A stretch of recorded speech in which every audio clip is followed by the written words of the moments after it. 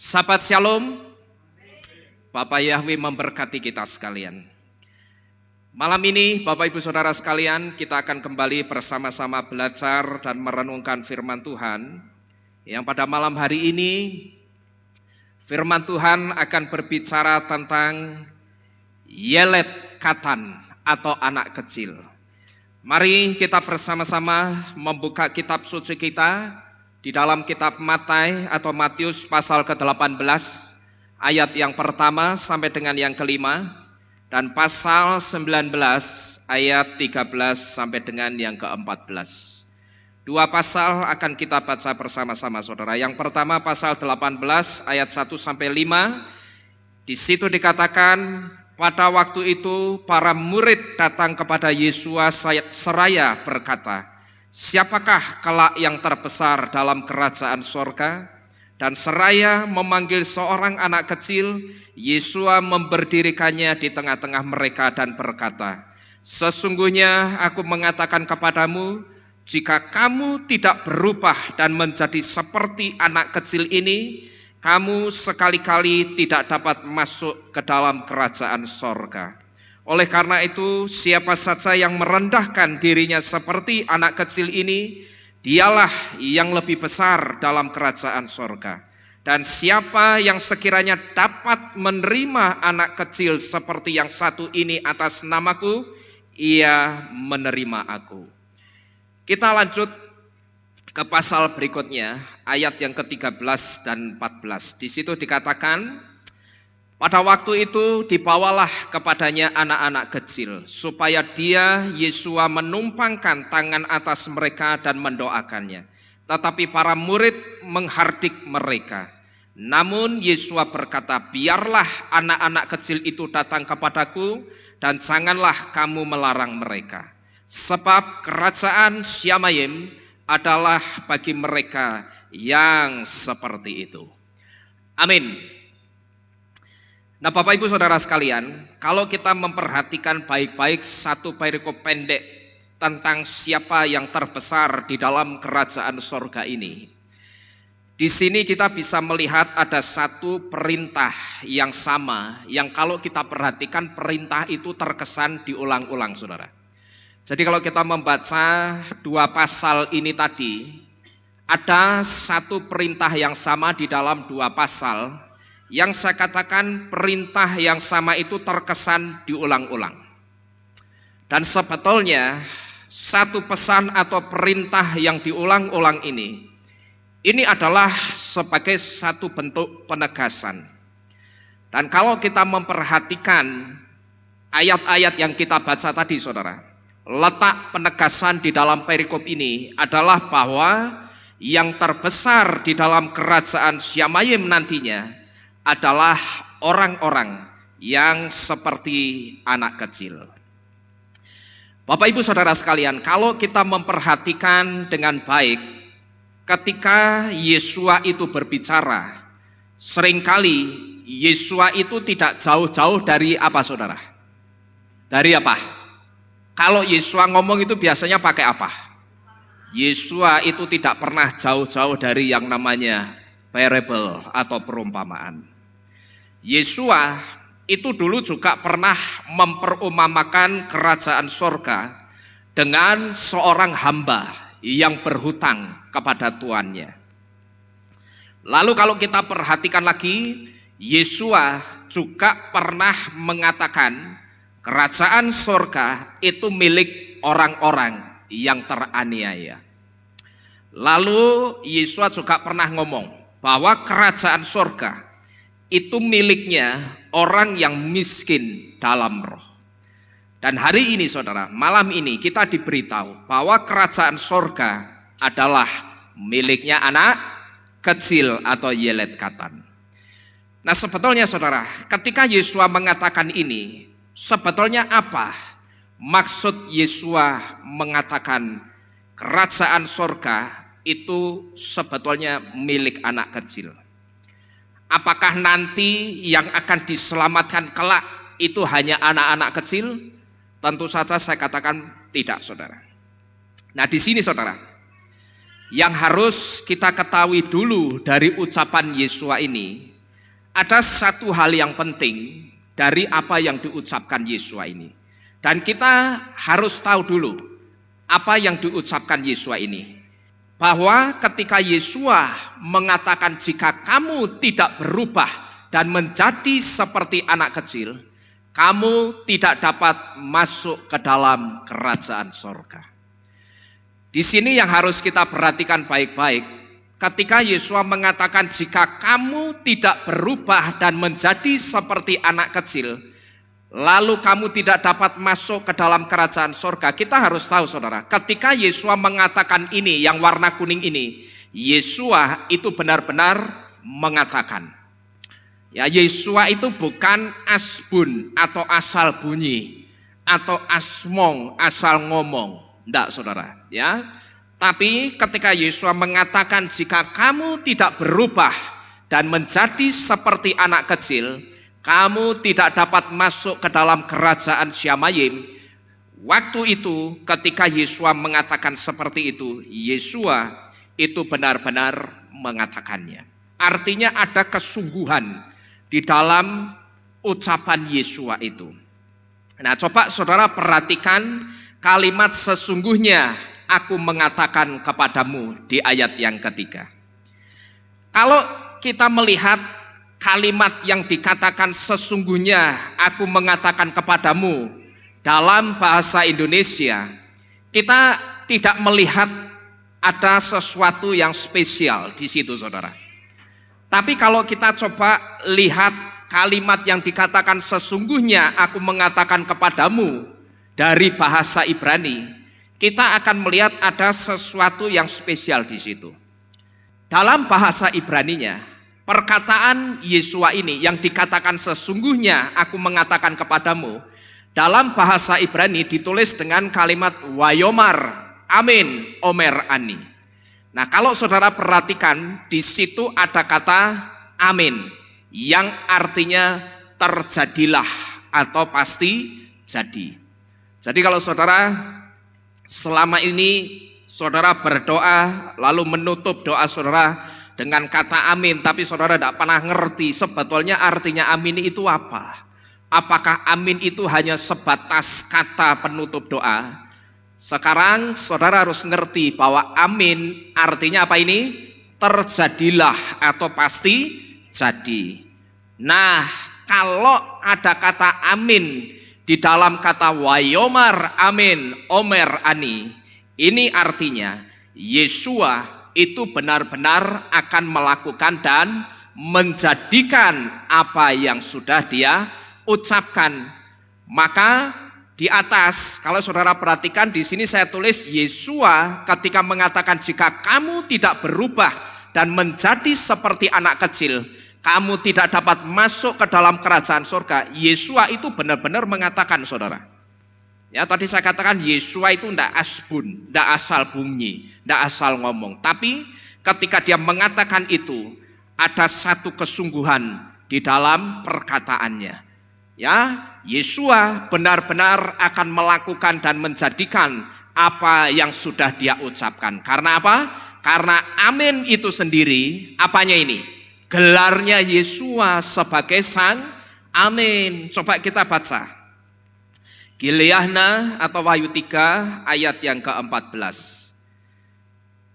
Gileahna atau kitab Wahyu pasal ketiga ayat yang ke-14. Di situ dikatakan, dan tuliskanlah kepada malaikat kahal Laodikia atau jemaat Laodikia. Sang apa itu? Amin, saksi yang setia dan benar, penguasa dari ciptaan Elohim, mengatakan hal-hal ini dan seterusnya. Jadi amin itu apanya Yesua? Gelarnya Yesua. Maka dikatakan apa tadi? Yesua itu sang amin. Jadi saudara, kalau kita hanya melihat dari kitab suci yang kita punya, ILT atau LAI, kita tidak akan menemukan keunikan atau penegasan yang jelas di situ. Tapi dari kitab suci yang berbahasa Ibrani, kita bisa menemukan satu penegasan bahwa apa yang sudah dikatakan Yesua itu pasti digenapi. Karena apa? Karena Yesua itu tidak mungkin mengingkari gelarnya sendiri. Ketika dia dikatakan gelarnya itu Sang Amin, lalu ketika Yesua ngomong sesuatu, apa yang sudah diucapkan Yesua itu tidak mungkin diingkari Yesua. Karena apa? Karena kalau sampai Yesua itu mengingkari setiap apa yang dia ucapkan, maka dia sebetulnya sedang mengingkari apa? Gelarnya sendiri.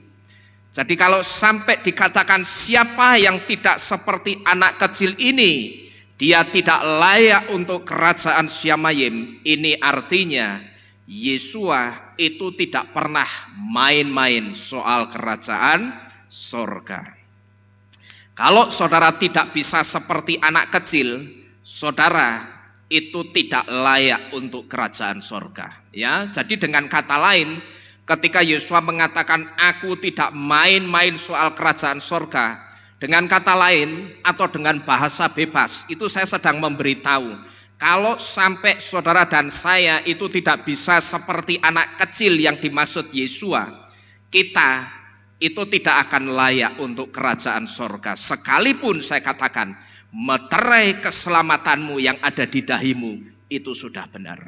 Jadi saya seringkali memberitahu, kita orang yang sudah percaya Bapak Yahweh, yang sudah dimeterai, pakai meterai yang benar, meterai nama Yahweh dan Yesua. Jangan kita terus punya konsep keselamatan itu seperti Radio Republik Indonesia. Yang apa? Slogannya sekali di udara tetap di udara. Tapi orang percaya Bapak Yahweh seringkali over PD, over percaya diri. Kalau aku sudah menerima Yahweh dan Yesua, sudah dimeterai pakai baptisan pembaruan, aku mesti selamat dan tetap selamat.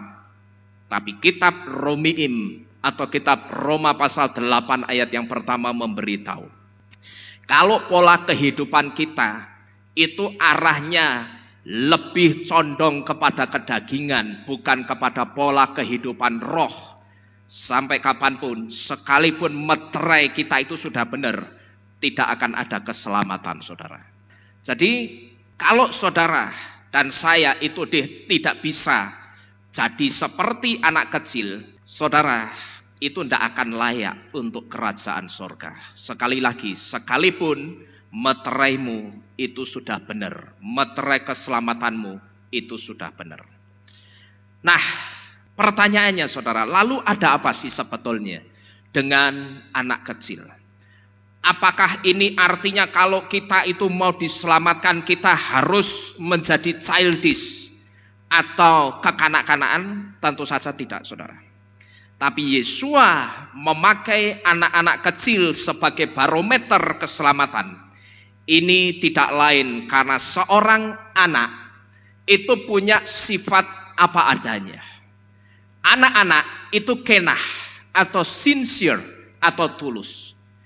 Di dalam anak-anak tidak ada trik intrik pada mereka kecuali anak setan, ya. Nek anak setan di sini trik intrik. Semua yang dilakukan oleh anak-anak, tentunya anak-anak terang, itu segala sesuatunya selalu apa ini? Spontanitas. Dan ketika apa yang mereka lakukan itu spontanitas, itu juga disertai dengan yang namanya apa ini? Sincere atau ketulusan. Tapi coba saudara bandingkan dengan apa yang dilakukan oleh ahli Torah zaman Yesua dulu. Yang kalau kita perhatikan melalui kisah-kisah tentang perjumpaan antara ahli Torah dengan Yesua, di situ kita bisa menyimpulkan, saudara, ahli Torah itu kalau di depannya Yesua itu munduk-munduk, baik ya. Seperti kalau orang Jawa punya pepatah apa? Nek ning ngarep seperti orang pakai apa? Blangkon. Ya kalau di depan mundak-munduk, tapi ning burine ndase ada apanya itu? Bendualan gede, gitu ya. Jadi di depan nampak baik, tapi ternyata di belakang Yesua apakah mereka baik? Enggak, saudara. Ya maka di sini saya katakan ahli Torah itu cuman baik di depannya Yesua, tapi di belakangnya seperti apa? Musuh bebuyutan. Tapi karena Yesua itu peka, dia ngerti sebetulnya kamu pura-pura baik di depanku, itu cuman kamuflase, itu cuman topeng. Tapi aslimu seperti apa? Aku ngerti. Karena apa? Yesua itu Elohim, Yesua itu Tuhan. Dan Yesua itu Elohim yang menyelidiki sampai kedalaman jantung hati setiap manusia. Dia ngerti isi jantung nurani kita yang paling dalam itu apa. Yang keluar dari mulut kita apakah itu sinkron dengan isi jantung hati kita atau tidak. Yesua itu ngerti, saudara. Ya, jadi kalau kita bandingkan anak-anak kecil dengan ahli Torah, itu ibarat langit dan bumi. Ya, kalau anak-anak kecil itu dia kenah, dia tulus, tidak ada trik-intrik pada mereka. Semua yang dilakukan itu spontanitas dan penuh dengan ketulusan. Tapi kalau kita lihat apa yang dilakukan oleh ahli Torah, itu berbanding terbalik dengan apa yang dilakukan oleh anak-anak. Coba kita baca, saudara, ya. Di dalam kitab Matius 22 ayat 34 sampai 39. Matius pasal 22 ayat 34 sampai 39. Di situ dikatakan, dan ketika mendengar bahwa Yesua telah membungkam orang-orang Saduki, orang-orang Farisi berkumpul bersama. Dan seorang dari mereka, ini ceritanya orang-orang Farisi tidak terima, saudara, karena orang-orang Saduki itu dibungkam oleh Yesua. Dan seorang dari mereka, seorang ahli Torah, bertanya sambil mencobai dia dan berkata, Guru, manakah perintah terbesar di dalam Torah? Dan Yesua berkata kepadanya, kasihilah Yahweh Elohimu dengan segenap jantungmu dan dengan segenap jiwamu dan dengan segenap akal budimu. Inilah perintah yang pertama dan yang terbesar. Dan yang kedua, yang sama dengan itu, kasihilah sesamamu seperti dirimu sendiri. Tekan piro ya moyo? Oh wis kebablasan. Tambah satu lagi. Sebentar. Yang berikutnya Lukas 10 ayat 25 sampai 27. Di situ dikatakan, dan tampaklah seorang ahli Torah berdiri untuk mencoba Yesua dengan mengatakan, Guru, dengan berbuat apa aku dapat mewarisi hidup yang kekal? Dan dia berkata kepadanya, apa yang telah tertulis di dalam Torah, bagaimana kamu membacanya? Dan sambil menjawab dia berkata, kasihilah Yahweh Elohimu dengan segenap jantungmu dan dengan segenap jiwamu dan dengan segenap kekuatanmu dan dengan segenap pikiranmu, dan kasihilah sesamamu seperti dirimu sendiri. Jadi Bapak Ibu Saudara sekalian, dari sini kita bisa melihat bagaimana sifatnya ahli Torah itu.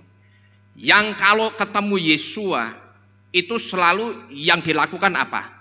Nyari-nyari kesalahannya Yesua. Dan kalau nanti sudah nyari-nyari kesalahannya Yesua, sekalipun tidak ditemukan kesalahannya Yesua, itu akan dibuat satu kesalahan yang tujuannya apa? Untuk mendakwa Yesua. Nah Bapak Ibu Saudara sekalian, kalau kita kembali ke sifat seorang anak yang adalah kenah atau sincere atau tulus. Suatu hari anak saya yang namanya Jill ini pernah tanya ke mamahnya, saudara. Dia tanya begini, Mah, lu papa itu dulu waktu kecil apa cewek toh mah? Terus mamanya bingung, lah kamu kok tanya gitu kenapa? Ya soalnya ibu itu nenek. Jadi Gwen sama Jill ini kalau manggil neneknya ibu. Soalnya ibu itu pernah nunjukin foto, terus di foto itu papa pakai rok. Lah ibu, terus aku tanya, loh bu, papa itu apa waktu kecil cewek? Nah terus dikerjain sekalian sama ibu saya. Ibu saya ngomong, papamu itu dulu waktu kecil cewek. Nah karena anak-anak apa yang dikatakan orang tua itu masuk dalam pikirannya. Tapi ketika masuk dalam pikirannya, dia terus membekas di pikirannya. Dia bertanya-tanya terus. Sampai suatu hari, waktu kumpul-kumpul di kasur gitu, kita bercengkrama, kita guyonan di kasur gitu, mamahnya ngomong sama saya, Pah, ini Jill mau nanya ini Jill tanya sendiri sama papa. Apa toh? Saya tanya gitu. Kok heboh men? Ndak, Jili itu pernah nanya, Pak, katanya papa itu dulu waktu kecil apa cewek? Nah, sisan tak kerjani. Saya bilang, ya bener. Ya, papa itu dulu waktu kecil cewek. Ya. Jadi waktu itu opa sama oma itu pengen punya anak laki-laki. Nah, cuman ternyata yang lahir anaknya perempuan. Nah, terus waktu itu opa sama oma itu pergi ke pasar burung beli burung. Nah, terus burungnya ditemplek ke papa. Nah, sejak saat itu papa jadi cowok. Saya bilang gitu sekalian, saudara. Baru di situ dia sadar dan ketawa, ya. Tapi kalau kita perhatikan pertanyaan anak saya ini, saudara. Di sini kita bisa melihat anak kecil itu polos. Dan kalau saya perhatikan cerita mamahnya waktu Jill tanya, saya lihat anak saya ini tanyanya tulus. Artinya dia benar-benar tidak tahu kalau waktu itu saya didandani perempuan sama ibu saya seperti ini. Ya, saya tidak tahu ini roknya siapa. Pokok dipakaikan ke saya waktu itu. Nah, kalau kita melihat di dalam kitab suci, saudara, ahli Torah tentunya adalah orang yang expert atau ahli dengan Torah. Ahli Torah itu tahu bagaimana caranya supaya orang itu bisa sampai ke surga, yaitu hanya dengan menerima pribadi yang dinubuatkan di dalam Torahnya. Ahli Torah ngerti bagaimana caranya orang itu bisa sampai ke surga. Satu-satunya cara adalah dengan apa? Menerima Yesua sebagai Tuhan dan Juru Selamat. Ahli Torah itu juga ngerti betul. Torah yang selalu saya katakan kandil atau melekat di tangannya setiap saat. Itu juga tahu. Mereka tahu kalau Torah itu menubuatkan pribadi yang adalah Yesua itu. Mereka juga ngerti. Karena apa? Torah yang selalu kandil atau melekat di tangannya ahli Torah itu juga menubuatkan pribadi yang dinubuatkan Torah itu namanya Yesua. Tapi kalau kita perhatikan anehnya, saudara, ketika Yesua memberi contoh soal siapa yang terbesar di dalam kerajaan sorga, waktu itu coba saudara renungkan, yang dijadikan contoh itu bukan ahli Torah, ya. Waktu itu bukan ahli Torah yang tahu soal sorga yang diberdirikan di dekat Yesua. Waktu itu bukan ahli Torahnya, saudara. Kan kitab suci tidak pernah ngomong ketika ada orang tanya siapakah yang terbesar dalam kerajaan sorga, dan Yesua menjawab, seraya memberdirikan ahli Torah. Apakah kitab suci ngomong begitu? Enggak, ya. Tapi waktu itu Yesua itu juga tidak mengatakan bahwa yang terbesar di kerajaan sorga nanti itu ahli Torah. Karena ahli Torah itu orang-orang yang expert ngerti Torah. Yesua tapi tidak pernah ngomong seperti itu. Tapi justru anak kecil yang belum tahu apa-apa soal Torah, anak kecil yang saya katakan juga belum tahu apa itu sorga, dan anak kecil yang seringkali tidak dianggap orang tapi justru diangkat Yesua. Dan waktu itu anak kecil itu ditunjukkan kepada orang-orang yang ada pada saat itu. Inilah barometernya keselamatan. Jadi kalau kita renungkan, saudara, ini aneh. Ahli Torah itu expert dalam hal Torah. Dia ngerti Torah, dia ngerti kerajaan sorga, sekalipun dia belum pernah sampai ke kerajaan sorga. Tapi pada saat ada orang yang bertanya siapa yang terbesar dalam kerajaan sorga nanti, waktu itu Yesus justru tidak ngomong yang terbesar nanti itu ahli Torah. Enggak, Yesus tidak pernah ngomong seperti itu. Tapi justru yang diangkat dan diberdirikan oleh Yesus itu seorang Yelet Katan atau seorang anak kecil yang dikatakan apa? Anak kecil itu belum tahu apa-apa soal Torah. Dia hanya mendengar Torah yang diajarkan kepadanya, tapi dia tidak ngerti apa itu Torah. Lalu anak kecil itu juga tidak tahu soal sorga, dan anak kecil itu seringkali tidak dianggap orang. tapi justru seorang anak kecil yang tidak tahu apa-apa soal Torah, soal kerajaan sorga, dan tidak dianggap orang. Justru anak kecil itu dijadikan barometer keselamatan oleh Yesua. Asal saudara tahu, apa yang dilakukan Yesua ketika Yesua itu justru ngangkat anak kecil dan bukan ngangkat ahli Torah. Ya, saya tidak tahu apakah kalau ngangkat ahli Torah kabotan, maka Yesua ngangkat anak kecil karena kabotan itu terlalu pinter. Wah, ini kepinteran ngangkati kabotan, itu rasa diangkat, ngangkat aja anak kecil. Jadi asal saudara tahu apa yang dilakukan Yesua ketika dia mengangkat anak kecil ini dan memberdirikannya dan mengatakan inilah barometer keselamatan. Asal saudara tahu, sebetulnya apa yang dilakukan Yesua itu sedang menampar mukanya ahli Torah. Karena apa saudara? Karena Yesua tidak mendapati ada kenah atau ada ketulusan di dalam ahli Torah. Asal saudara tahu, ketika Yesua ngangkatnya justru anak kecil, ini sebetulnya sedang atau untuk mempermalukan ahli Torah. Dan Yesua itu sebetulnya sedang ngaplok, menampar mukanya ahli Torah. Karena apa? Yesua itu tidak pernah mendapati ada kenah atau ketulusan di dalam hatinya ahli Torah. Semua yang ditanyakan ahli Torah kepada Yesua itu cuman untuk nyari-nyari kesalahannya Yesua, bukan murni pengen ngerti atau pengen tahu, itu bukan saudara. Jadi ketika ahli Torah itu tanya ini tanya itu sama Yesua, sebetulnya tujuannya satu, cuman pengen nyari-nyari kesalahannya Yesua, bukan murni pengen tahu. Maka sampai ada satu ungkapan kejahatan ahli Torah. Bayangkan, ahli Torah itu ahlinya Torah, tapi kenapa dia menyandang predikat jahat? Karena apa? Yesua tidak pernah mendapati ada ketulusan di dalam jantung hatinya ahli Torah. Nah saudara-saudara sekalian, apa yang dilakukan oleh ahli Torah yang ketika dia bertanya kepada Yesua, sebetulnya tujuannya hanya untuk mencari-cari kesalahan dan jebak-jebak Yesua. Saya jadi ingat satu kejadian saudara. Beberapa tahun yang lalu pernah ada orang yang berusaha jebak saya juga dengan cara-cara seperti apa yang dilakukan ahli Torah ini, dengan satu pertanyaan. Cuman Ruh HaKudos pada saat itu memberi satu hikmat kepada saya.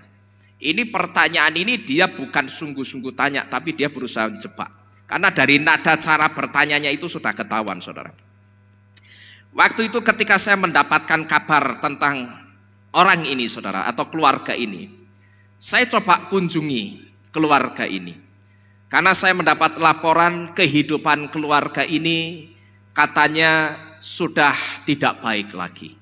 Baik itu kehidupan hubungan keluarganya, kehidupan kesehatannya, ataupun kehidupan ekonominya. Saya perhatikan kehidupannya sudah tidak baik. Maka saya coba main ke rumahnya, saya kunjungi orang itu saudara dan keluarganya. Nah di situ pada saat saya coba kunjungi, lalu saya coba hibur dia. Dan selain saya menghibur keluarga ini, saya juga menasihati keluarga ini dengan nasihat firman Tuhan. Waktu itu saya katakan begini, coba kamu renungkan satu hal yang harus kamu tahu. Segala sesuatu yang terjadi di dalam kehidupan kita itu selain karena faktor manusia, tetapi juga bisa datang karena faktor adanya hubungan yang tidak beres dengan Tuhan. Coba kamu renungkan dan kamu koreksi diri. Kira-kira dalam kehidupanmu yang tidak beres itu apa sama Tuhan? Kok sampai kalau aku perhatikan kehidupanmu ini tidak wajar, ya, tidak baiknya, tidak bagusnya itu tidak wajar, kemerosotannya itu sangat tidak wajar, saudara. Jadi seperti ibarat orang itu sudah mau hancur kehidupannya, tinggal satu langkah lagi itu binasa. Sedangkan kita sudah dikasih tahu binasa itu artinya apa? Rusak parah.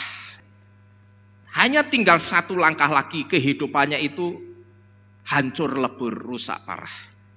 Coba kamu koreksi diri, kira-kira yang tidak beres sama Tuhan itu hubungan dalam hal apa?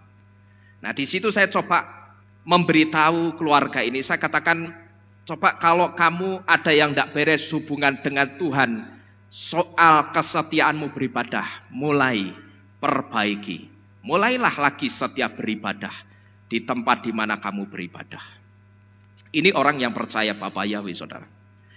Lalu kalau kamu tidak beres soal pelayanan, coba mulai ikut pelayanan lagi dan melayani Bapak Yahweh lagi. Tapi kalau saya perhatikan perekonomianmu juga carut marut seperti ini, coba kamu koreksi diri. Beres enggak kamu dengan persepuluhanmu? Nah, pada saat saya ingatkan dia soal pemberesan dalam hal persepuluhan, waktu itu orang itu berusaha jebak saya dengan satu pertanyaan begini, saudara. Om, saya mau tanya, kalau misalkan saya itu nemu duit, apa ya saya itu harus perpuluhan, Om? Waktu itu Ruh HaKudes itu kuat memberitahu saya, orang ini bukan tanya sungguh-sungguh, tapi dia berusaha menjebak. Nah, waktu itu Ruh HaKudes itu langsung kasih hikmat. Saya jawab waktu itu, kalau saya tanya, kamu nemunya di mana? Di tempat saya bekerja. Oke, kalau kamu nemunya di tempat kamu bekerja, serahkan uang yang kamu temu itu kepada manajermu. Ya, jangan kamu bawa pulang. Kalau kamu bawa pulang, seperti apapun namanya, kamu berarti tetap mencuri. Karena itu bukan milikmu, bukan hakmu. Serahkan kepada manajermu, biar manajermu yang pegang, sampai nanti orang yang merasa punya uang itu kembali ke tempat kamu bekerja dan mengambil uang tersebut. Nah, jadi di sini rupanya saudara, orang ini berusaha menjebak saya. Dia berpikir, wah saya akan ngomong apa? Perpuluhkan juga itu uang itu, sekalipun itu uang temuan. Ternyata apa yang dia duga-duga itu di luar dugaan. Saya katakan, kembalikan atau serahkan uang itu kepada manajermu, biar manajermu yang pegang, sampai nanti orang yang merasa punya uang itu kembali ke tempat pekerjaanmu dan mengambil uang itu. Baru nanti kalau sudah lewat batas masa waktu yang ditentukan, katakanlah 1, 2, 3 bulan, orangnya tidak kembali untuk mengambil uangnya dan itu kemudian diberikan kepadamu. Kalau kamu nganggap itu sebagai berkat Tuhan, kalau saya saudara, saya akan mempersepuluhkan apa yang saya terima itu. Tapi dengan catatan, kalau ini saya anggap sebagai berkat Tuhan. Jangankan seperti itu. Dulu pada saat Bapak Yahweh memberkati kehilat kita dengan mobil, saya juga mengembalikan milik Bapak Yahweh. Saya benar-benar secara real memasukkan persepuluhan ke meja ma'asyir ini, saudara. Sekalipun waktu itu saya belum punya uang sebesar 11 juta. Waktu itu kami nabung, sedikit demi sedikit kami tabung sampai kumpul 11 juta. Kami masukkan ke meja ma'asyir ini. Karena apa? Bagi kami mobil itu satu berkat untuk pelayanan. Nah, kalau saya menganggap segala sesuatunya itu berkat, maka saya harus mengembalikan milik Tuhan. Dan kemarin pada saat anak saya lahir, banyak orang-orang yang memberikan berkat kepada kami. Baik itu secara atau dalam bentuk uang maupun dalam bentuk barang. Kalau dalam bentuk uang, saya akan dengan mudah menghitung 1/10-nya berapa. Kalau dalam bentuk barang, saya akan cari tahu harganya barang ini berapa.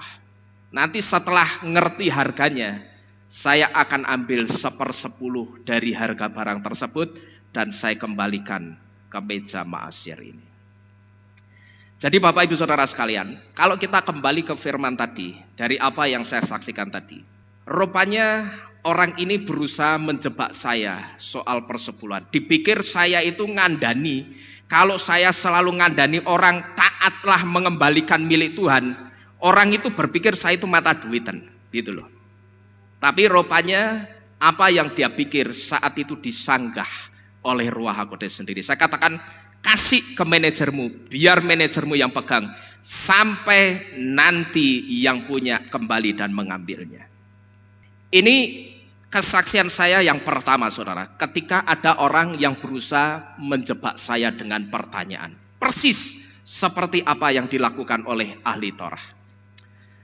Lalu beberapa waktu ini, saudara, ada orang-orang dari luar yang juga berusaha jebak saya dengan mempertanyakan pelayan-pelayan Tuhan di sini yang sudah diisi barangnya si anti Hamasyah, tapi kok masih diizinkan melayani. Nah, saya ngerti, saya kembali dijebak. Orang itu tersiar kabar, ada yang laporan ke saya, dan dia mengatakan, yang laporan ke saya ini memberitahu, kok katanya barangnya si anti Hamasyah, lah kok yang melayani, yang diisi barang itu masih dikasih pelayanan. Saya ngerti, saudara, orang itu sedang berusaha jebak saya. Tapi waktu itu Ruh HaKudes langsung kasih hikmat ke saya lagi untuk jawab. Waktu itu saya jawab, kamu renungkan baik-baik, ya, pikir pakai hati. Coba kamu renungkan. Kalau orang yang sudah diisi barang itu tidak saya kasih pelayanan lagi, coba kamu renungkan, apa dia nanti tidak akan semakin jatuh dalam dosa? Saya tanya seperti itu. Ya, kamu pikir, renungkan. Kalau orang yang sudah diisi barang itu tidak saya kasih pelayanan lagi, apa dia tidak akan semakin jatuh dalam dosa? Wong saya kasih pelayanan saja masih ada orang yang jatuh dalam dosa. Bagaimana kalau orang itu tidak saya kasih pelayanan? Paham, saudara? Ya. Jadi saya ngerti orang itu berusaha menjebak saya. Saya jawab seperti itu. Ruh HaKudes pada waktu itu kasih satu hikmat. Kamu coba renungkan, ya, kamu itu sama-sama melayani. Ya, orang itu sama-sama melayani. Tapi kamu coba renungkan. Kalau orang yang sudah diisi barangnya si anti Hamasyah itu tidak saya kasih pelayanan, apa dia tidak akan semakin jatuh dalam dosa? Wong saya kasih pelayanan saja, orang masih bisa jatuh dalam dosa. Bagaimana kalau tidak saya kasih pelayanan? Ya tambah rusak, gitu loh. Kalau saya tetap kasih pelayanan, sebetulnya itu saya sedang mengajak orang tersebut untuk kita itu menggetarkan rohnya Bapak Yahweh. Barangkali masih ada pengampunan Tuhan, dan cara kita menggetarkannya itu melalui apa? Pelayanan kita, ya. Jadi mikirlah sampai ke situ. Kalau enggak pelayanan, apa enggak tambah rusak, gitu loh. Ya, jadi jangan suka ikut-ikutan orang, nyari-nyari kesalahan orang lain. Dan tidak usah jadi orang itu seperti ahli Torah dan orang Farisi yang suka nyari-nyari kesalahannya Yesua lalu mendakwa Yesua. Tidak perlu seperti itu. Waktu-waktu ini, saudara, ini bukan waktunya untuk kita itu suka nyari-nyari kesalahan orang lain. Mending daripada nyari-nyari kesalahan orang lain, berusaha mendakwa orang lain, jebak-jebak orang, coba koreksi diri kita sendiri.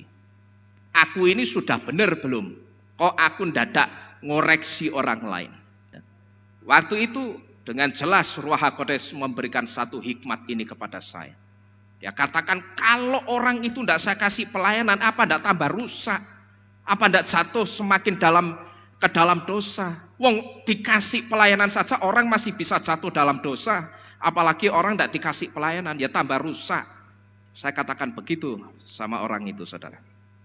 Jadi berpikirlah sampai ke situ. Tidak usah kita ikut-ikutan orang, nyari-nyari kesalahan orang lain. Itu tidak penting, saudara. Jadi yang pertama, jangan kita jadi orang percaya, tapi sifatnya itu kayak ahli Torah, suka jebak-jebak dan suka nyari-nyari kesalahan orang. Saya berharap saudara paham dengan sikap saya ini. Ya, saya bukan tidak ngerti ada pelayan Tuhan yang sudah menerima tanda itu. Tapi kalau saya tetap kasih dia pelayanan, itu artinya saya sedang mengajak orang tersebut untuk menggetarkan rohnya Bapak Yahweh, supaya Bapak Yahweh itu kiranya berkenan mengampuni lewat apa? pelayanannya, gitu loh. Ya, jadi saya berharap saudara paham, ngerti maksud saya. Cuman memang pada saat saya tetap memberikan tugas pelayanan ke orang tersebut, saya tidak banyak ngomong. Saya biarkan saja. Saya tahu pasti akan ada omongan-omongan seperti ini dari luar yang akan masuk ke saya. Ya, tetapi sekali lagi, Ruh HaKodes itu baik. Ya, Roh Kudus itu baik. Dia tidak akan pernah membiarkan saya dibantai sama orang-orang seperti ini. Maka dia kasih satu hikmat untuk saya bisa menjawab orang-orang itu, saudara. Ya, satu hal yang harus saudara ingat, kesalahan apapun yang kamu cari-cari dari orang lain, itulah yang akan dicari-cari juga oleh Bapak Yahweh dari engkau. Karena apa, saudara? Karena apa yang kamu hakimkan kepada orang lain, itulah yang akan dihakimkan juga kepadamu. Amin. Ya, jadi tidak usah nyari-nyari kesalahan orang lain, jebak-jebak itu tidak usah, tidak perlu. Saudara harus ingat, kesalahan apapun yang kamu cari-cari dari orang lain, itulah yang akan dicari-cari juga sama Bapak Yahweh dari engkau. Ya, akan dicari-cari. Kesalahan kita itu, kalau kita suka nyari-nyari kesalahannya orang lain, kita juga akan dicari-cari kesalahannya. Dengan tujuan apa? Tidak usah lihat bobroknya orang lain. Coba perhatikan dirimu sendiri. Sudah baik belum? Jangan-jangan kamu tidak lebih baik dari orang yang kamu lihat itu. Karena apa yang kamu hakimkan kepada orang lain, itulah yang akan dihakimkan juga kepadamu. Jadi tidak perlu kita itu bersikap seperti itu, saudara. Termasuk di luaran sana ada orang percaya Bapak Yahweh yang suka nyari-nyari kesalahan, tidak usah ikut-ikut. Ya, urus urusan kita sendiri dengan Bapak Yahweh. Amin. Keselamatan sekali lagi itu tidak gandeng geret. Ya, pegang ini baik-baik. Keselamatan itu tidak gandeng geret. Saudara tidak akan gandeng geret keselamatannya dengan orang-orang yang suka nyari-nyari kesalahan orang lain. Orang-orang yang suka nyari-nyari kesalahan orang lain, jebak-jebak, saya bisa pastikan 100% cepek hun, bahkan cacing hun bener. Apa? Mulutnya itu mesti lason hara. Saudara perhatikan aja. Mulut orang itu mesti mulutnya mulut lason hara. Lidahnya itu lidah lason hara. Dan lidah yang rehilut. Lidah yang saya katakan rehilut itu tidak bisa menyaring informasi yang tidak baik tentang orang lain, tapi langsung dibagikan begitu saja. Kalau lason hara itu artinya lidah yang jahat. Nah, orang yang suka nyari-nyari kesalahannya orang lain, jebak-jebak, saya bisa pastikan cacing hun 1000%, tidak cuma cepek hun, tidak cuma 100%, lidahnya itu mesti lidah lason hara. Nah, saudara tidak usah dekat-dekat dengan orang-orang yang lidahnya itu lason hara. Karena orang yang lidahnya lason hara itu energi negatifnya sangat besar. Kalau saudara dekat-dekat dengan orang seperti itu, berkat saudara itu bisa disedot, di-grounding sama orang itu, saudara. Ya, saudara harusnya dapat berkat, tapi karena dekat-dekat dengan orang yang energinya negatif, sedangkan energi negatif itu kalau PLN seperti ardenya listrik, ya. Groundingnya listrik, begitu ada kilat jeder. Kenapa peralatan elektronik kita tidak kena? Karena sengatan listrik dari petir itu di-grounding masuk ke dalam bumi. Cuman yang jadi masalah, yang di-grounding itu bukan beledek. Yang di-grounding itu apa? Berkat kita. Maka saudara itu akan rugi kalau dekat-dekat berkawan dengan orang yang energinya negatif, dengan orang yang lidahnya itu lason hara. Ya, jadi saudara renungkan sendiri saja. Ya, nanti saya tidak perlu menunjuk siapa orang yang lidahnya lason hara, karena saya yakin di luaran sana pasti banyak. Tapi saudara, saya yakin kita yang ada di tempat ini dikasih satu kepekaan roh. Ya, saya percaya di sini tidak ada lagi yang namanya kepekaan roh, tapi semuanya sudah punya kepekaan roh. Jadi saya percaya saudara sudah bisa membedakan dan merasakan ini orang yang energinya negatif atau orang yang energinya baik, positif. Ya. Orang yang energinya negatif itu di mana-mana dia akan jadi penyakit, saudara. Nanti kalau orang itu datang, nanti coba saudara perhatikan, sampai teman-temannya itu akan ngomong, lah kayak penyakit itu kok meneh.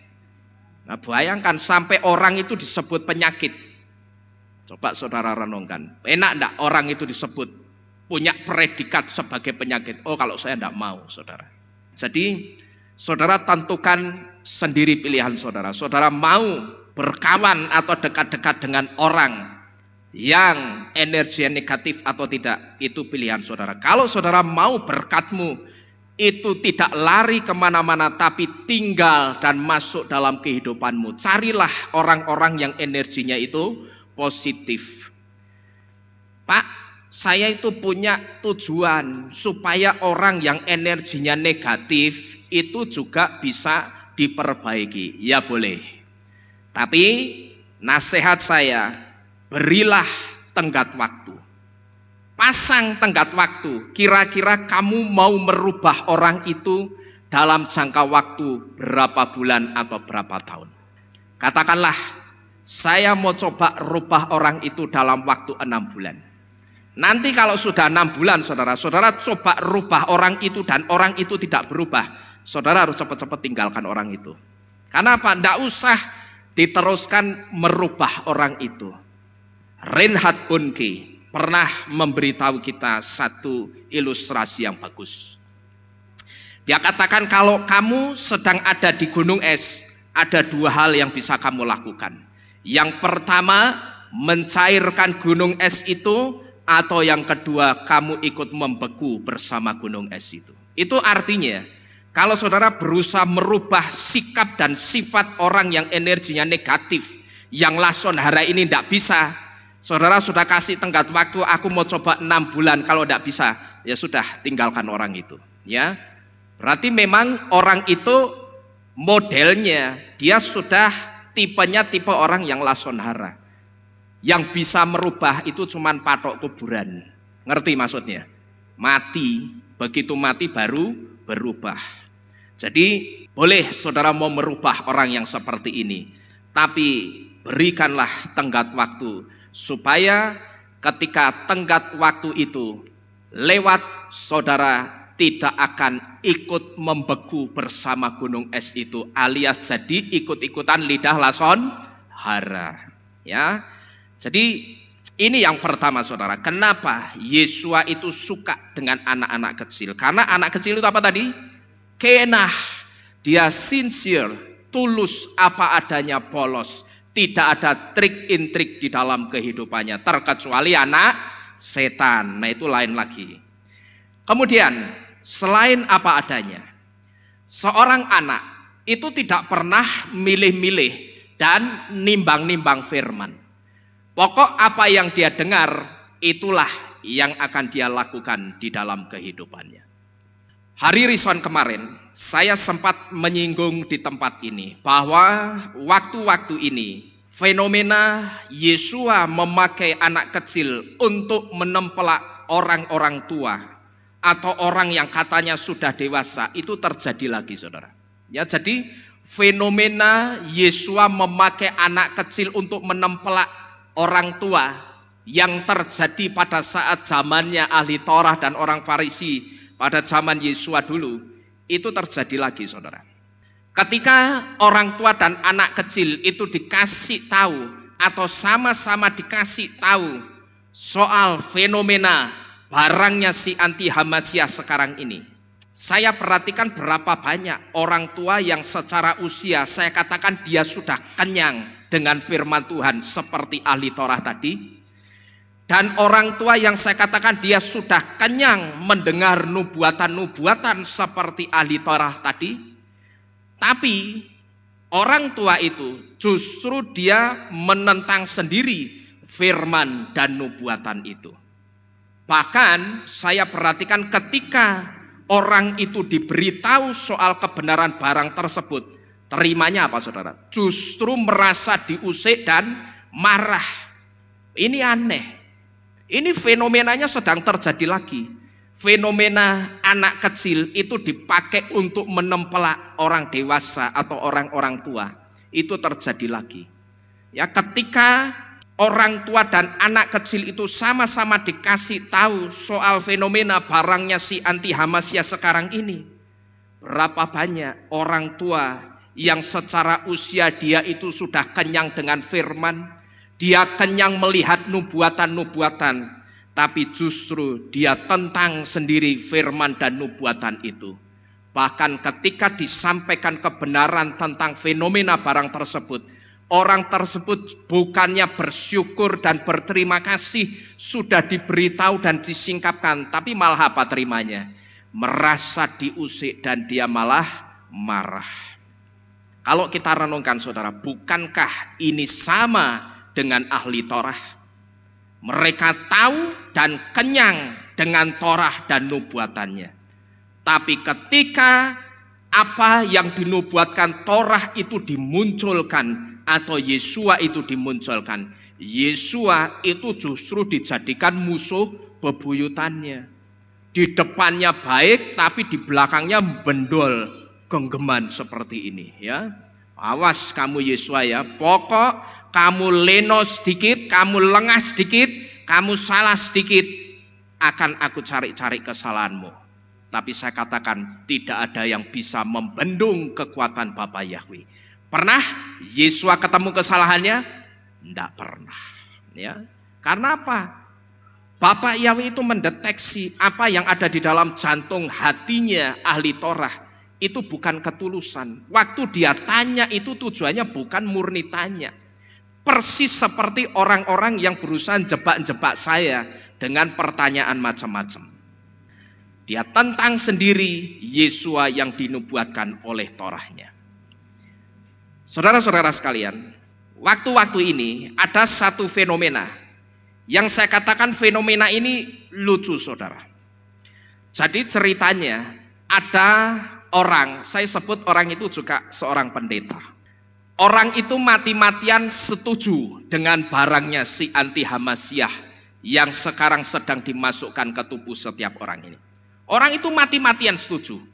Nanti kalau orang itu lihat ada pendeta yang ngasih tahu kebenaran barang tersebut, pendeta ini ngamuk saudara, mutung, ya, dia marah, dia keluar-keluar di Facebook, dia keluar-keluar kemana-mana, dia katakan, oh Pak ini ngawur, ya satu diantaranya yang diserang itu Pak Lukas. Pak Lukas itu ngawur, wong ini bukan tandanya si anti Hamasiyah kok diomong tandanya si anti Hamasiyah. Ya jadi fenomenanya lucu saudara. Orang ini mati-matian setuju dengan barang tersebut, tapi anehnya dia sendiri tidak mau diisi barang itu.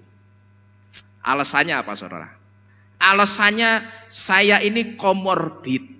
Saya punya penyakit bawaan. Kabeh wong duwe penyakit. Tapi semua orang itu punya penyakit. Ya alasannya komorbid. Padahal sebetulnya dia takut. Karena apa? Dia berpikir, jangan-jangan barang ini benar isinya sesuatu yang nantinya bisa mengontrol setiap manusia. Dia setuju mati-matian, bahkan dengan orang yang tidak setuju, yang mengatakan ini simbolnya anti Hamasiyah dan menggenapi Geliana 13 ayat 17. Orang yang tidak setuju dia serang mati-matian di media sosial. Ya, sampai semua orang itu tahu fenomena ini. Tapi anehnya saya dapat informasi orang itu sendiri yang setuju tidak mau diisi. Alasannya komorbid, punya penyakit bawaan. Ya. Tapi saya ngerti sebetulnya orang itu takut. Kok kalau berita ini hoax, masa iya semua berita yang tidak setuju dengan barang ini semuanya hoax? Dia mulai mikir saudara. Dia mulai mikir dengan kepalanya, dengan otaknya ding ya. Dia mulai mikir, jangan-jangan barang ini benar. Isinya sesuatu yang nantinya bisa ngontrol manusia. Yang nantinya isinya itu kalau sampai parkir di otak, di saraf otak, kemudian switchnya itu dinyalakan dan orang akan dikontrol oleh barang tersebut. Sikap kita itu seharusnya jangan seperti orang ini saudara. Jangan skeptis dan marah dulu. Ya, jangan apa-apa sing digedhekke ngamuke. Jangan skeptis dan jangan marah dulu ketika mendengar sesuatu yang menasihati kita. Bahkan mungkin saya katakan ketika sesuatu yang menasihati kita itu kita rasakan tidak enak. Mungkin sesuatu yang menasihati kita itu kita rasakan mengusik atau mengaduk-aduk perasaan kita. Tapi sekali lagi saya harus memberitahu sikap kita. Kalau ada sesuatu yang menasihati dan ketika menasihati itu sempat mengaduk-aduk perasaan kita, jangan kita skeptis atau marah dulu. Ya, tapi tirulah anak kecil. Kenapa kok sampai anak kecil ini justru disukai oleh Yesua? Kenapa anak kecil yang belum ngerti soal Torah, bahkan dia mungkin belum jadi pelaku Torah, dan dia tidak ngerti kerajaan surga itu bagaimana, tapi justru anak kecil itu disukai Yesua. Harusnya kita jangan marah dulu, jangan ngomong macam-macam, jangan skeptis, jangan mikir, wah ini ngawur, ini gini gitu, jangan. Ya, jangan digedhekke ngamuk isik. Tapi tirulah anak kecil. Kenapa dia sangat disukai oleh Yesua? Karena apa? Karena anak kecil itu tidak pernah milih-milih firman, saudara. Anak kecil itu tidak pernah nimbang-nimbang firman, itu tidak pernah. Anak kecil kalau misalkan dia ketegur firman, dia juga tidak pernah marah. Ya. Tapi saya perhatikan saudara, begitu anak kecil itu dikasih tahu kalau dia salah, lalu dia dikasih tahu yang benar, besoknya dia akan lakukan apa yang benar itu, saudara. Tapi apakah dia dengan pakai marah? Enggak. Ya. Saya perhatikan anak kecil itu sifatnya seperti itu, maka wajar. Oh, pantas anak kecil itu disukai oleh Yesua. Karena apa? Ketika dia ditegur firman, ketegur firman, dia tidak marah. Dan kalau dia dikasih tahu ini salahmu dan yang benar seperti ini, besok, bahkan tidak nunggu besok, saat itu juga anak kecil itu langsung merubah sikapnya. Dia lakukan yang benar dan dia tidak lakukan lagi yang tidak benar. Inilah yang membuat Yesua itu suka dengan anak kecil.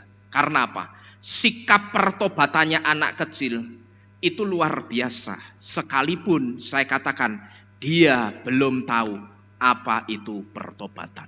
Ya. Tapi sekalipun anak kecil itu belum tahu apa sih itu pertobatan, mama, papa. Tapi kalau kita perhatikan sifatnya anak kecil itu dideteksi Yesua punya sifat atau sikap pertobatan yang luar biasa.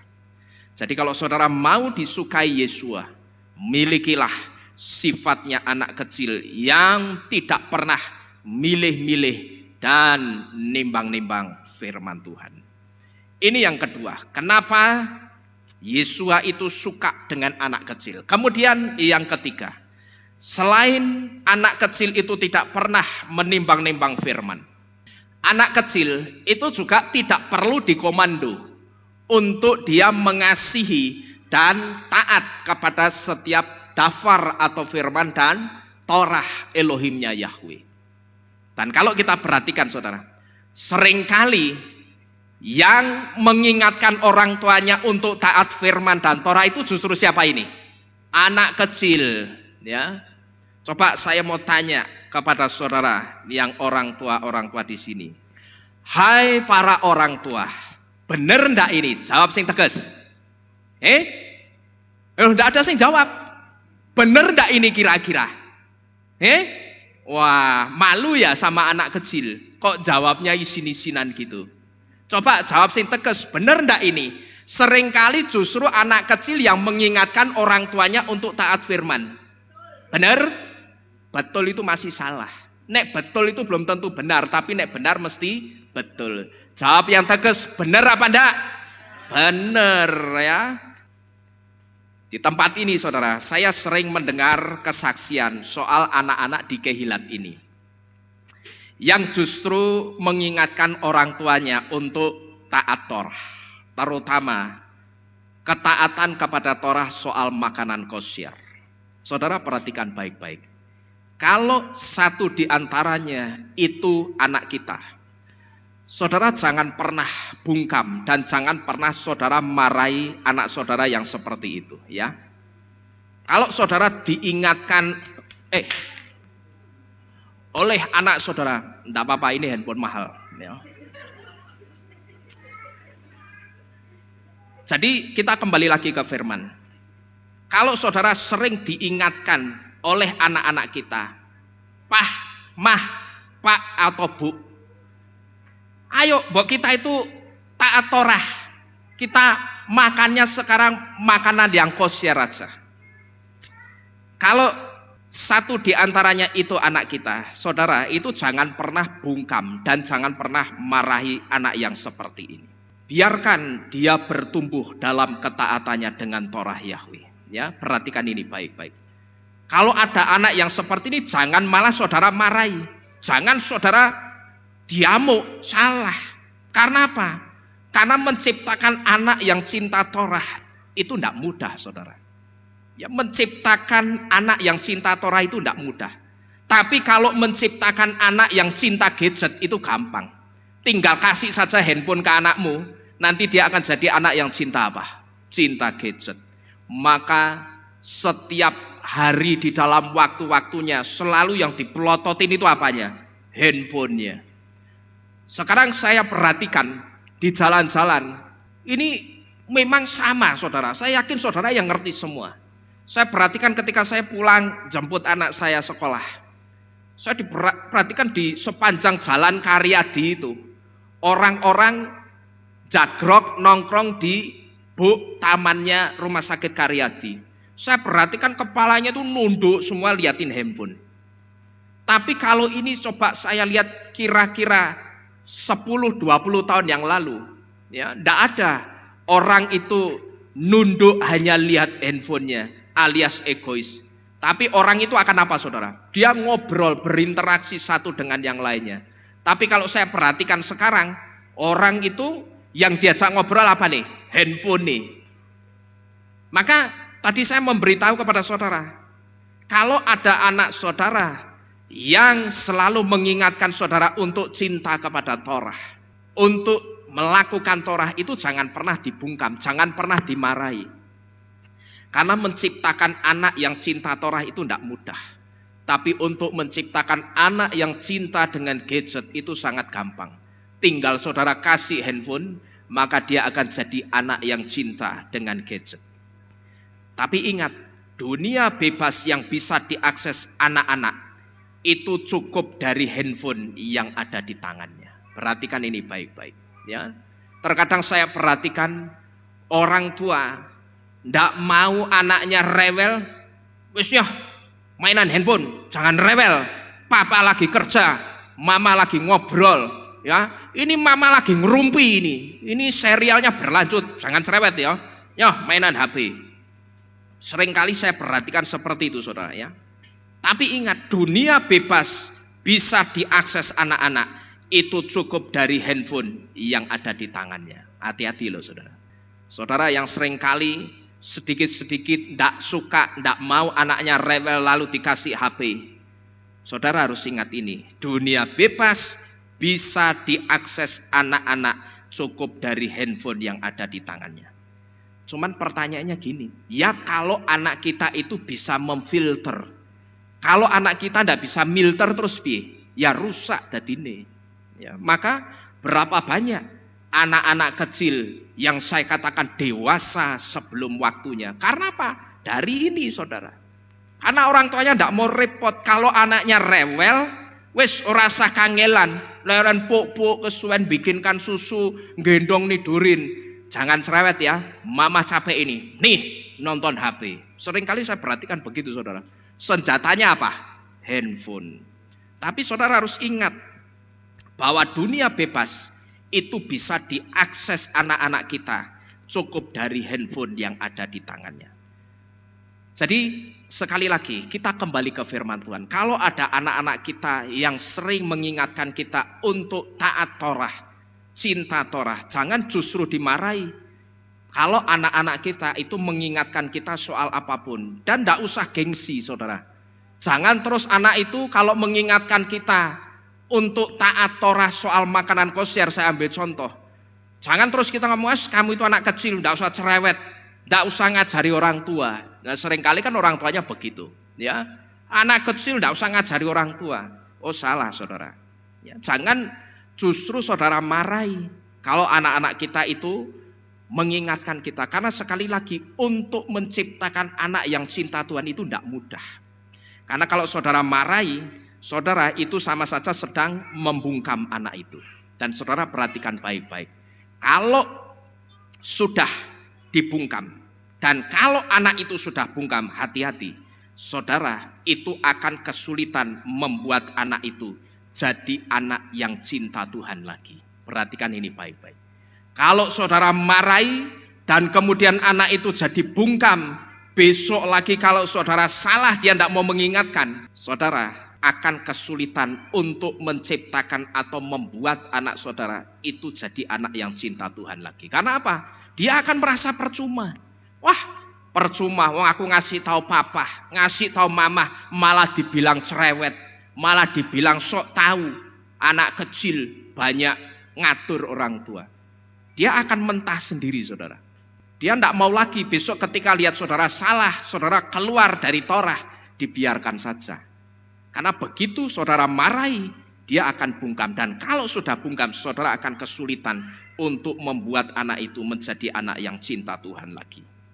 Karena rasa cintanya anak-anak kepada Bapak Yahweh, kepada Tuhan dan kepada Torah, itu rasa cinta yang saya katakan natural, yang dikasih Bapak Yahweh, yang dimunculkan oleh Bapak Yahweh, tidak dibuat-buat.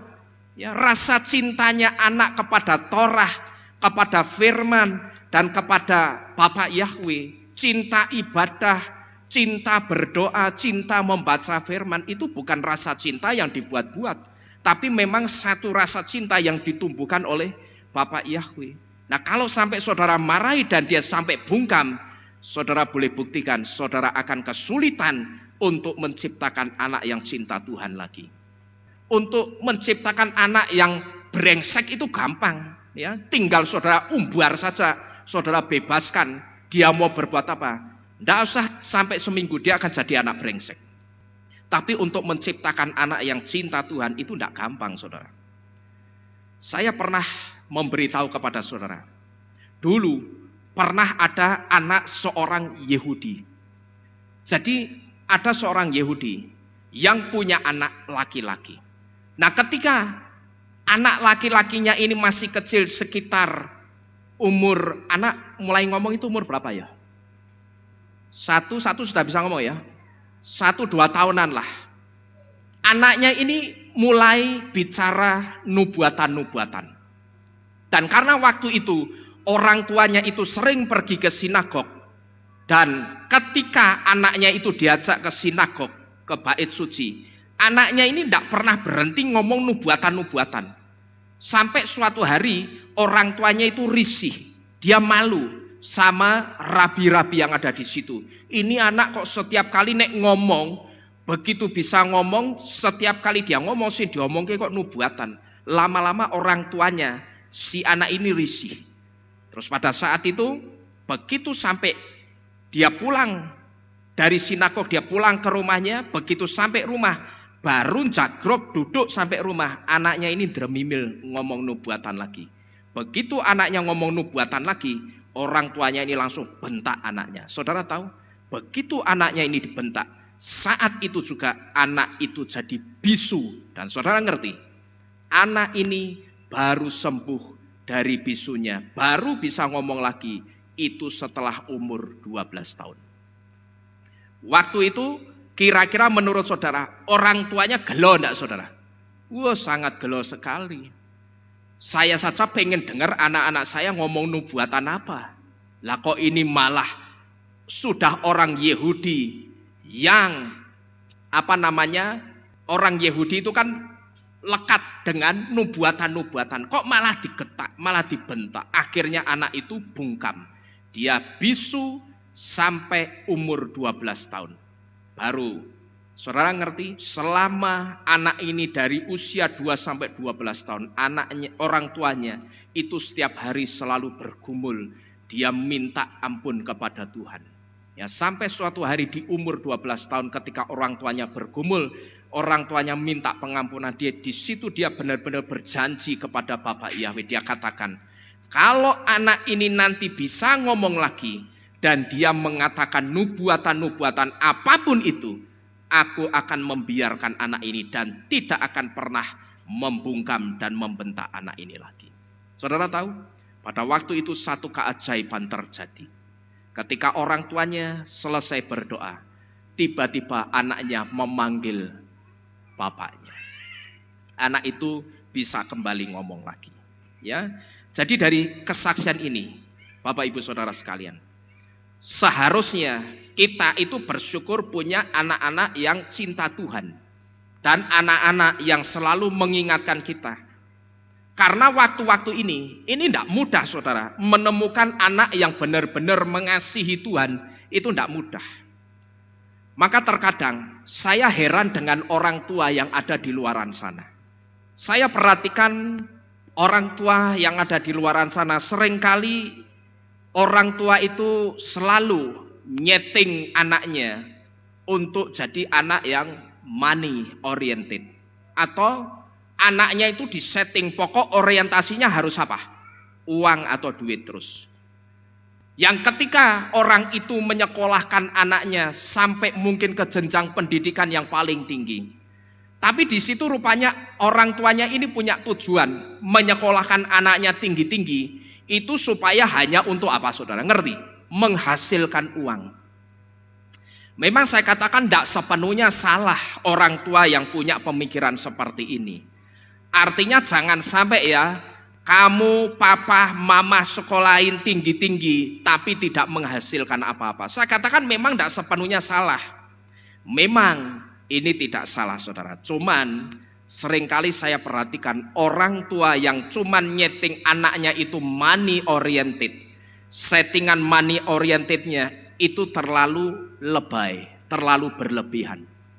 Sampai pokok anaknya itu sudah disetting. Ingat ya, papi mami sekolahkan kamu tinggi itu supaya kamu itu menghasilkan uang. Nah setiap hari anaknya kalau belajar dicekoki, ayo belajar. Nanti kalau anaknya main sedikit, anaknya akan dimarahi. Kamu ngerti? Kamu main itu sudah membuang-buang waktu, wasting time, ngerti tidak? Kamu ngerti papi mami sekolahkan kamu tinggi-tinggi, itu supaya kamu nantinya bisa menghasilkan uang yang banyak. Saya perhatikan, memang saya katakan tidak salah orang menyekolahkan orang tinggi-tinggi untuk nanti satu di antaranya ketika anaknya bekerja dia bisa menghasilkan penghasilan atau punya penghasilan yang baik, yang banyak. Tapi cuman saya perhatikan orang tua itu money oriented kepada anaknya ini terlalu lebay, terlalu berlebihan. Sehingga apa yang terjadi saudara? Ketika orang tua ini money orientednya kepada anaknya itu terlalu berlebihan, dia lupa nyeting moral dan akhlak anaknya. Sehingga jadinya apa? Ketika yang disetting itu cuman money oriented, tapi moral sama akhlaknya lupa disetting, jadinya apa saudara? Anaknya sekolahnya tinggi, tapi moral dan akhlaknya itu tidak setinggi sekolahnya. Dari sini saudara, saya berharap kita sebagai orang tua tahu, paham bahwa memiliki anak yang cinta Tuhan itu lebih dari segalanya. Amin. Ya. Punya anak yang cinta dan takut Tuhan itu lebih dari segalanya. Kalau saya seperti itu saudara. Apalagi di waktu-waktu ini, di mana dunia yang bebas ini sangat mudah sekali diakses, cukup dari tangan anak-anak kita. Kalau zaman dulu yang jadi jendela dunia itu apa? Buku. Tapi sekarang rupanya buku itu jendelanya kurang lebar. Sehingga ketika orang hanya melihat buku, pengetahuannya orang itu masih kurang. Orang dapat pengetahuan, tapi pengetahuannya orang masih kurang. Maka orang coba melihat dunia itu melalui internet, melalui handphone. Jadi waktu-waktu ini, di mana dunia bebas itu bisa diakses, akses cuma dari genggaman tangan kita.